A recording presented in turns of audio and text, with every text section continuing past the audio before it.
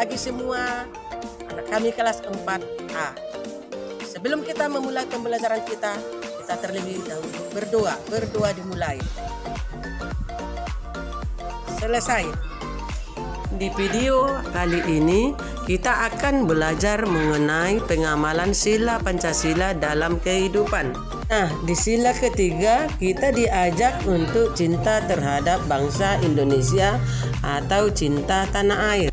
Contoh pengamalan sila ketiga adalah mengikuti upacara dengan baik, mencintai dan bangga menggunakan barang Indonesia, bermain dengan teman-teman secara rukun, ikut melestarikan budaya daerah dan tidak membeda-bedakan suku dan agama.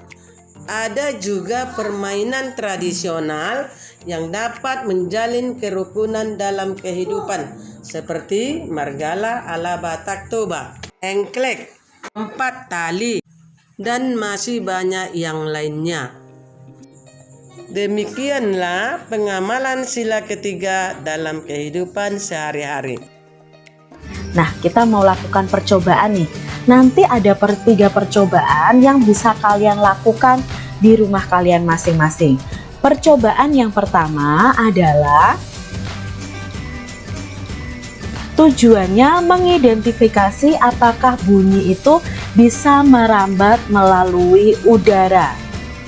Alat dan bahan yang perlu kalian sediakan adalah selang plastik panjangnya 2 meter atau lebih adik-adik.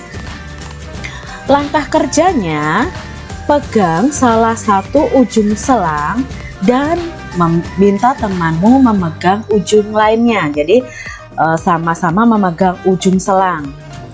Dekatkan ujung selang ke telinga. Jadi salah satu kamu atau temanmu itu mendekatkan selangnya di telinganya. Minta temanmu atau kamu berbicara melalui ujung selang yang dipegang.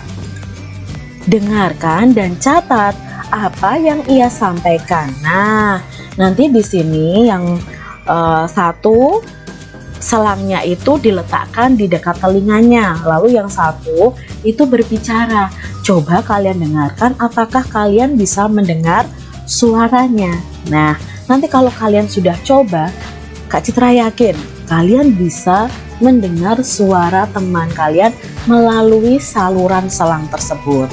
Lalu percobaan yang kedua, tujuannya adalah mengidentifikasi apakah bunyi itu bisa merambat melalui benda padat.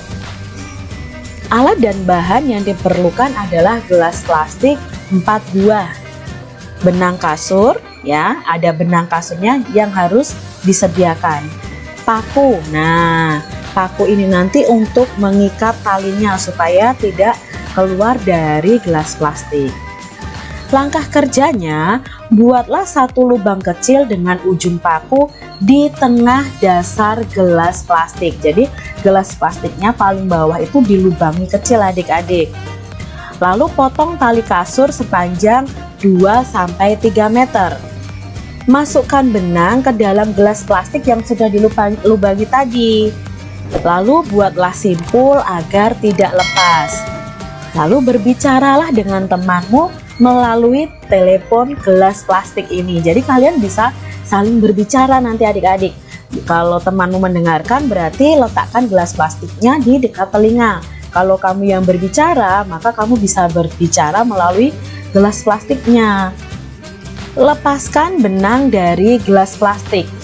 Berbicaralah dengan temanmu melalui telepon gelas plastik tanpa benang. Jadi nanti ada 2 percobaan, dengan benang dan tanpa benang adik-adik. Kak Citra sudah pernah mencobanya adik-adik. Jadi kalau kita sudah memakai benangnya, kita akan mendengar apa yang teman kita ucapkan itu dengan jelas. Tapi kalau tanpa benang itu kita tidak bisa mendengarkannya, ya. Karena apa adik-adik? Nah, nanti Kak Citra jelaskan mengapa ketika tidak memakai benang kita tidak bisa mendengarkan suara teman kita. Percobaan yang ketiga adalah mengidentifikasi sifat bunyi yang merambat melalui benda cair. Alat dan bahannya adalah ember besar. Nah, adik-adik sediakan ember besar. Lalu sediakan air, batu koral, corong kecil ya. Pinjam ke mamahmu atau ke ayah ibumu corong kecil adik-adik. Berikutnya langkah kerjanya adalah isi ember air hingga penuh. Jadi ember airnya itu diisi dengan penuh. Masukkan corong ke dalam ember hingga bagian bawahnya itu terendam. Usahakan corong tidak menempel pada ember. Jadi tidak menempel pada embernya, cukup di dalam airnya ya.